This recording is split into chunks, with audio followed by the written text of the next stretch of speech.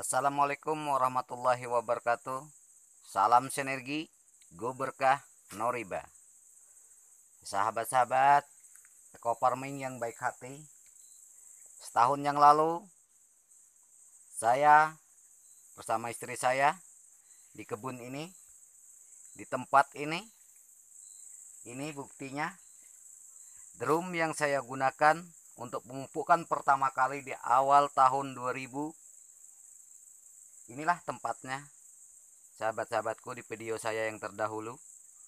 Mungkin ada video saya yang pertama kali video saya, yaitu panen perdana yang di akunnya Pak Andan Haris. Saya memanen sawit. Itulah video pertama kali saya dari Busang. Mungkin satu-satunya yang video pertama kali, yang video saya yang kata-katanya saya masih ingat, orang eco racing harus bisa panen sawit. Oke, sahabat-sahabatku yang baik hati, disinilah saya secara pribadi pada waktu itu, sebelum terbitnya SK Menteri, saya sudah menggunakan pupuk ini.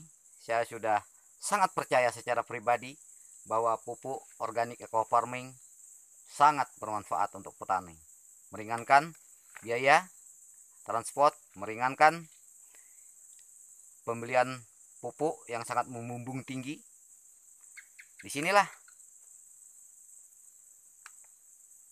artinya pupuk ini sangat bermanfaat bagi kami.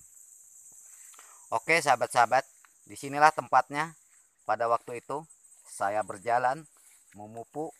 Inilah sawit pribadi saya yang sedikit kecil daripada sawit video saya yang saya tampilkan, ada 600 pohon, tapi yang ini sedikit kecil. Ini ada sekitar 2 hektar yang di sini. Jadi kebun saya, sahabat-sahabat, kurang lebih ada 12 hektar, cuma tanamannya tidak serentak. Jujur aja, kita seorang petani tidak bisa menanam dengan cara serentak seperti yang dilakukan oleh teman-teman swasta. Inilah dulu saya pernah memupuk di sini, sahabat-sahabat, ini. Jadi saya tidak akan ragu untuk memakai pupuk organik eco farming.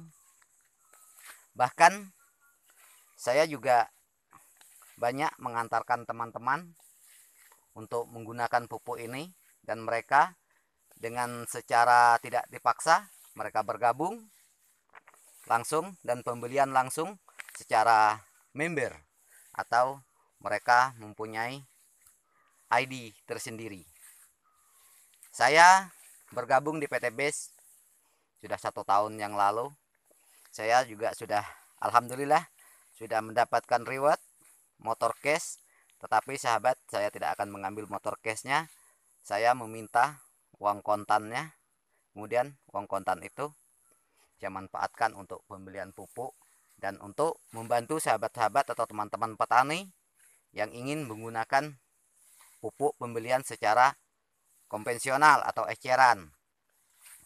Jadi di sini saya artinya sudah menggunakan pupuk ini sebelum terbitnya perizinan SK Menteri, sahabat-sahabatku. Jadi setelah terbitnya SK Menteri, saya bertambah percaya dengan kualitas daripada pupuk super aktif eco farming ini, pupuk organik. Inilah dulu saya pernah memupuk di sini. Nah, inilah keadaannya. Nah, seperti ini. Ini untuk yang di 2 hektar. Kebun saya masih kecil, sahabatku. Nah, disinilah kebun sawit saya, kebun sawit pribadi saya. Sini. Nah, ini yang pasar pikul dulu saya pernah masuk pertama kali untuk mengadakan pemupukan. Ini sudah saya panen 1 minggu yang lalu.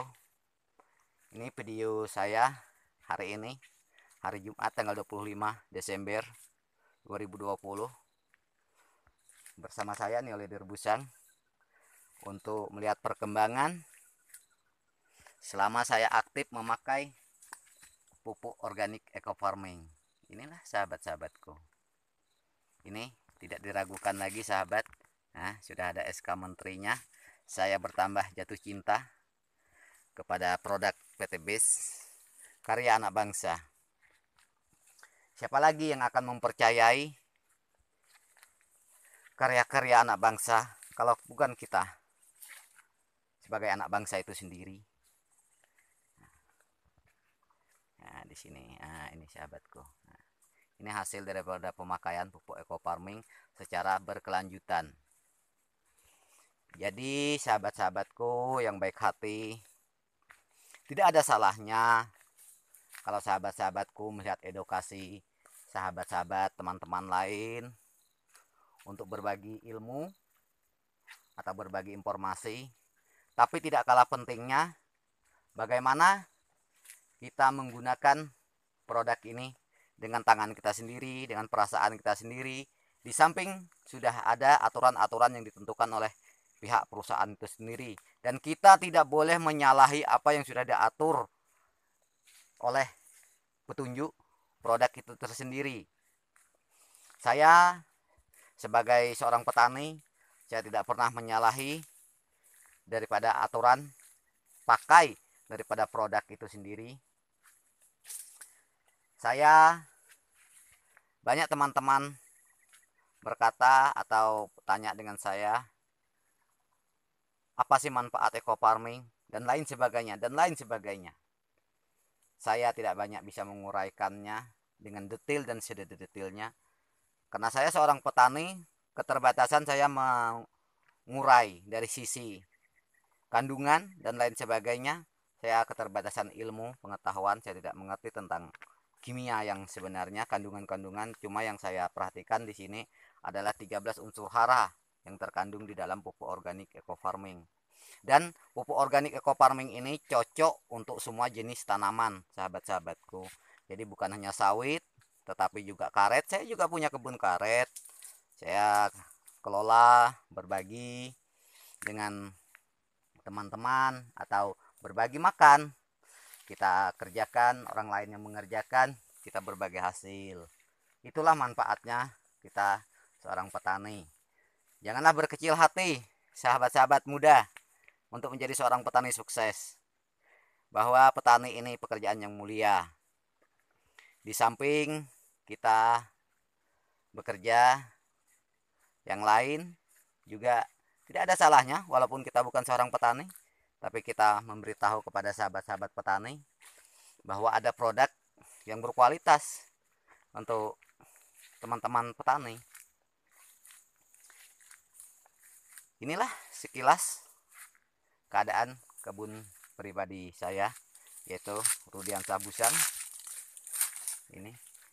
Oh iya sahabatku, ada sedikit pertanyaan tentang masalah sawit laki untuk pemakaian eco farming. Kalau saya menjelaskan secara detail, sawit laki itu tidak bisa berbuah, titik. Walaupun digunakan oleh pupuk apapun tidak bisa berbuah. Tetapi kalau yang seperti ini sahabat-sahabat, ini masih bisa dia membesar. Ini buah landa, atau kalau dikenal di Kaltim ini buah bencong atau banci. Tetapi dia bisa membuat pembuahan besar. Saya sudah uji coba dengan eco farming, dia bisa membuah baik, cuma secara bertahap. Tetapi kalau sawit laki, saya tidak jamin. Saya seorang petani, sahabat-sahabat, saya tidak bisa menyebut akun si A si B yang menyatakan bahwa eco farming bisa untuk membuahkan sawit laki. Secara pribadi saya Rudiansah Busang, seorang petani, sawit laki tidak bisa berbuah walaupun dipupuk dengan cara apapun. Saya pernah bekerja di perusahaan sawit, tidak bisa berbuah. Ini contoh yang buah landa, sahabat-sahabatku. Kalau buah landa ini masih bisa berbuah. Ini coba lihat sahabat, ini buah landa, dia masih bisa membesar seperti yang tadi, masih bisa membesar dia. Ini bukan berarti buah laki, tetapi buah landa atau buah banci. Nah, dia masih bisa. Ini alhamdulillah ini bisa kita jual. Ini buah landa, pohon yang landa bisa untuk menghasilkan, masih bisa pembesaran pembuahannya masih bisa sahabatku. Tetapi kalau buah laki atau pohon laki, saya tidak berani menjamin sahabatku. Jadi saya sarankan kepada sahabat-sahabat untuk membawa nama baik PT BES Bandung Ekosinergi untuk di bidang pertanian atau produk yang bergerak di bidang pertanian. Kita tidak boleh menjustis produk kita ini lebih maju daripada produk orang lain, tidak boleh.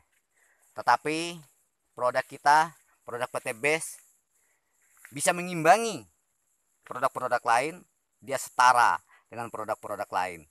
Itu kata yang bijak sahabatku. Soalnya setiap produk punya kelebihan dan punya kelemahannya masing-masing. Sebagai seorang new leader, berpesan kepada sahabat-sahabat yang membuat video-video yang berhubungan dengan pertanian, jangan sekali-kali 3 kali aplikasikan sawit ini berbuah dengan baik. Tidak. Saya seorang pelaku lapangan, saya menggunakan pupuk ini dengan sabar selama 1 tahun, baru saya lihat itu hasilnya. 3 bulan, 100 hari pertama sahabat. 100 hari pertama itu untuk penongkol, keluar tongkol. Jadi tidak mungkin 3 kali aplikasi langsung jos, tidak mungkin. Perkembangan yang pertama adalah perkembangan paling cepat masak dan bobot tambah. Itu perkembangan pertama. Tetapi untuk pembuahan yang secara spontan, pembuahan besar tidak bisa. Ataupun sawit laki saya nyatakan untuk organik eco farming jangan coba-coba. Jangan coba-coba. Karena sudah hukum alam, yang namanya laki tidak mungkin bisa berbuah. Dia hanya memang di suatu perkebunan besar ada yang namanya pembuah pohon laki, itu memang ada. Tetapi bulu landa atau pohon banci itu memang bisa kita atasi. Nah, seperti ini sahabat. Mungkin itu saja pesan saya atau penyampaian dari saya new leader sebagai seorang pelaku petani. Saya juga seorang anggota KTNA, pernah juga studi banding di mana, di Jawa, di Aceh, di Boyolali. Juga saya pernah studi banding di Gunung Kidul. Jadi jangan coba-coba sahabatku. Jangan coba-coba. Kita yang normal-normal aja dalam menyampaikan pesan baik ini dari PT BES. Kemudian PT BES memberikan produk yang baik sesuai petunjuk yang sudah ada. Harapan saya semoga PT BES jaya dikenal oleh bangsa-bangsa tetangga kita. Semoga PT BES bisa mendunia, produknya bisa dikenal oleh bangsa-bangsa lain. Salam dari saya, salam sinergi, go berkah, no riba. Jangan lupa subscribe dan like and share untuk kelangsungan channel saya. Wassalamualaikum warahmatullahi wabarakatuh.